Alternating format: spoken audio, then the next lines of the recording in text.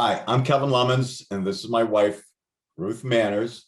And together we own and run Manners Christmas Tree Farm in New Lyme, Ohio. Ruth's father started the business in 1952. She bought the farm from her father in 1989. So, all told, we've been in business for over 60 years. Uh, we're strictly choose and cut, and we grow probably 8 different varieties of trees on roughly 100 acres of land. We only have about currently 30 acres in production right now. Every year we typically plant right around 3,000 seedlings. This year, due to the demand, we're going to 6,000. 80% roughly Canadian fir. The other ones being concolor fir, Douglas fir, blue spruce, Scotch pine, and white pine. We try to get the biggest transplant that we can. Once we get our transplants in, the first thing we do is we go through and do what we call processing them.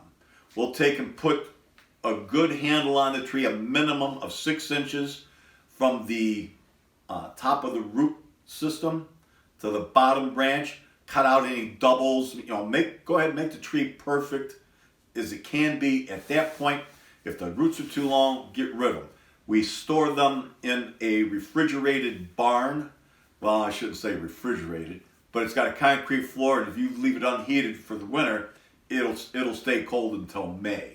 Trees also get sorted by size as well.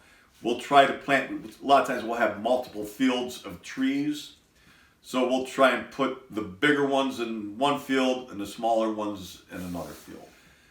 We don't interplant, we don't mix varieties. Everything stays consistent. That way it's a lot easier to take care of as far as pests and everything else. This year, believe it or not, we will be doing some fall planting by Labor Day weekend. I think it's still a good, the trees aren't going to cook. And plus we mulch everything in with straw that first year anyhow, so that'll help. Yeah, we mound everything here just because we don't have the best soil, heavy clay. But I find by creating the mounds, and even though much of the farm is tiled and we have a lot of good slope, you'll still find pockets of wet ground. And by mounding, it gets you, out of the wetness pretty quick. The ground warms up quicker. So one of the things I do is each field is marked off exactly how I'm going to plant it. I'll take and run a subsoiler right down where each row is going to be. And that occurs typically the end of March, April. Try to get it done before May. That way the ground can kind of dry out and crack right there. It'll go down deep with this clay, break up that hard pan.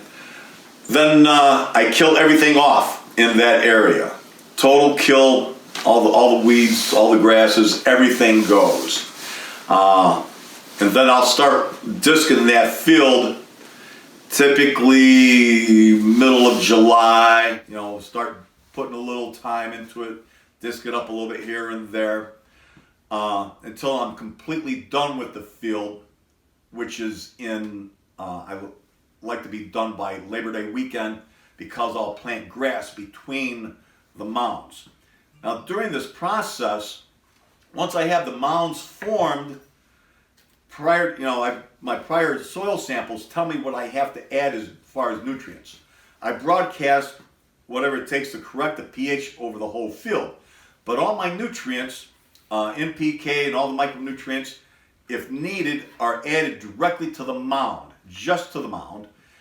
And also, I add additional organic matter to the mound. Then it's all blended back up in that mound with a special 3-point hitch rototiller I've made, and it reforms the mound. Then go ahead, like I said, plant our grass seed in right around Labor Day weekend, and then I'll go back out shortly after that, and I'll spray a pre-emergent in the mound. Keep it clean until the following spring when we plant. All right, so we're in a field of a little bigger tree. So Kevin, can you kind of explain to us what you see as the effect, the positive effect of mounding here? Yeah, as you can see, these trees here, these were planted 2015. We try to maintain a decent top on the tree so that I still try to get a tree with more fullness rather than stretching it out this time. So you can see the leaders of most of them, right around 12 inches. How much faster are you getting the trees out of the field because of mounding? Well, prior to mounding here, you were looking at about 9-10 years. Now I'm getting trees to market year 5. By year 6, they'll be gone. And that's a bit. Trees. After the trees are sold, completely gone, I'll come in and during the summer with a skid steer and a stump grinder on it and grind it down really well. I'll get well underneath the ground, not completely necessarily, and let that rest of that stump and those roots rot out and turn into more organic matter.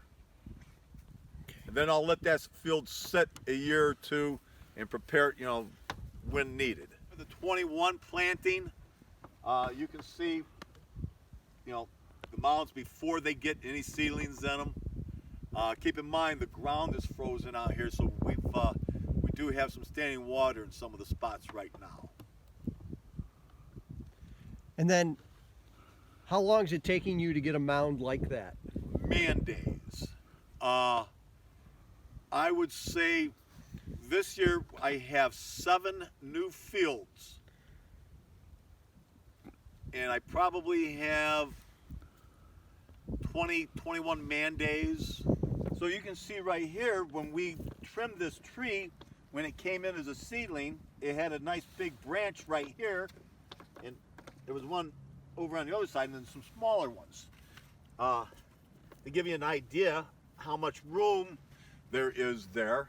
All right, so it makes it easier when the customer cuts the tree, and not only that, it makes it easier for me when I'm spraying herbicide.